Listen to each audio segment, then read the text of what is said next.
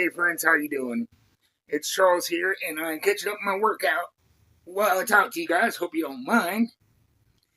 But today, what I want to talk about is this unwritten, unspoken law about disability that I like to call the joy tax.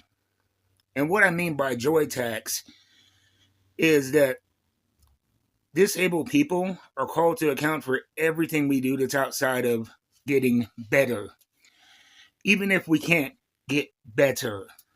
And so if we buy something off of Amazon, oh, well that's nice that you can afford to do that while you don't work.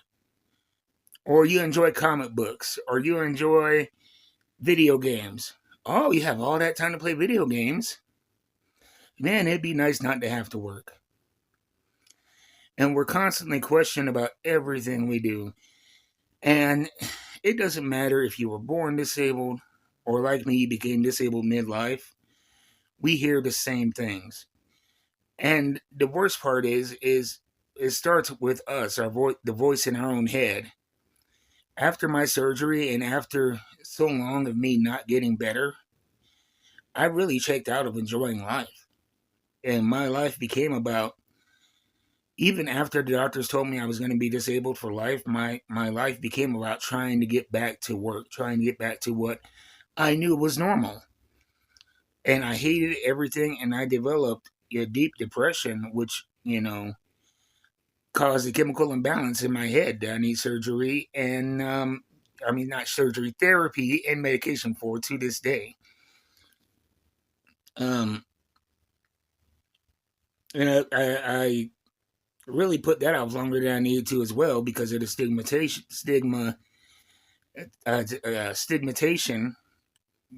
the stigma of getting mental health treatment in my family. But I did, and I'm glad. But back to what I consider the joy tax. Around the time when I first got injured, I was playing in a band, and one of the biggest blowups we had was the rhythm guitarist was mad that I wasn't able to make rehearsals and walk around like I did before. And this was even while I was still in a cast. And we literally almost came to blows after a gig because he was questioning why I wasn't better while I was still in the cast and on crutches. And why does this exist? I don't know. What really brought this to my attention and what really made it something that I noticed was back when I was on Instagram, Amazon posted this thing. It's a cool program they have that if you're disabled and you're on food assistance, you can get Amazon Prime for half off. Which, for me it's a great deal because I get a lot of necessities off of Amazon, but as well, um, I love action figures and books. So, that's one thing. But you go down to the comment section and you think you're going to see a lot of people like me in the comment section thanking that company for giving us a break. But 99% of the comments, and if you see this advertisement on Instagram, go look yourself. 99% of the comments were people who were able-bodied and able to work, furious that somebody like me was able to get Amazon Prime for $6.29. These people were like, well, because I make over 100 grand and I'm comfortable, I don't get a discount. There were people in the comments like that. And if you're on disability, you know this, but I'm going to be candid with you. Just to give you a roundabout number, what I get per month to live off of, pay my bills, keep the lights on in this house, the internet, everything, is I get a little bit over 1,000 per month. And I just crossed that 1,000 threshold 2 months ago. Disability isn't a giant windfall. Back before the pandemic, I played music. I play out 3 to 4 times a month, and that was to supplement my income. I hated it because it caused so much more pain with my disability, but it was what I had to do at the time. And right now, without those gigs anymore, because my small town was thrown into complete disarray as far as music goes after the pandemic, I really have to just go without a bunch of stuff and tighten up my belt loops that much more. But these people were furious and angry at Amazon and canceling their subscriptions because poor people shouldn't be able to get things for fun. And especially those who don't look disabled like myself. You know, if you look at me, I am an average to below average fat man. There are people who look a lot worse off than me, though, that move a lot better. And because you can't see my injury, people take for granted that I'm not in agonizing pain every moment of the day, which I am. And despite my injury not being visible, the damage is very tangible.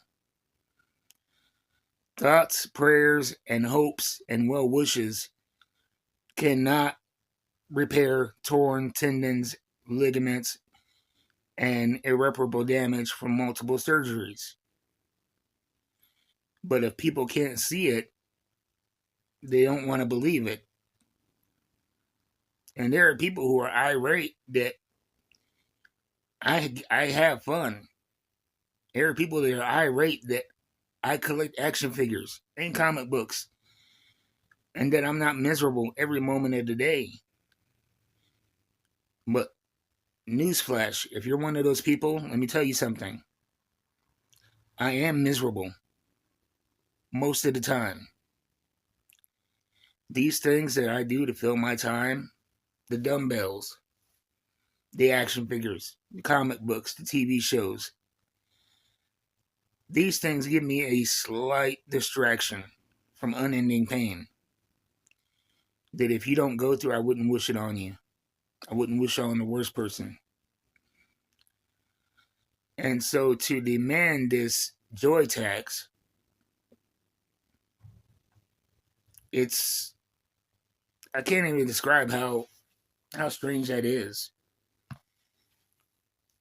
You know, there are people with completely happy lives who get to work. And I don't say you have to work, because you get to work. I've tried to work. I've spent more time applying for and getting rejected for jobs that I used to laugh at. So work is a privilege, and they have this privilege, and they're mad at me because every waking moment of my life isn't memory, even though most of it is, and depression, and solitude, and financial destitution. And, do I understand it? No, I don't. But I know it's real. And I know that if you deal with chronic pain or disability, especially in invisible disabilities, you see it too. And you get it too. And it's not in your head. And it's not fair treatment. And you don't deserve it. So that's the message of this. Quit paying the joy tax. Quit holding yourself accountable to somebody else's delusions. You're brilliant. And if you're watching this and you're disabled, you're tougher than most people, because most people couldn't go through what we go through. Anyway, you guys, thanks for your time. I've been slacking on my weights. And if you're out there disabled, I see you. I know your struggle. And I appreciate you because you keep me motivated to do what I do.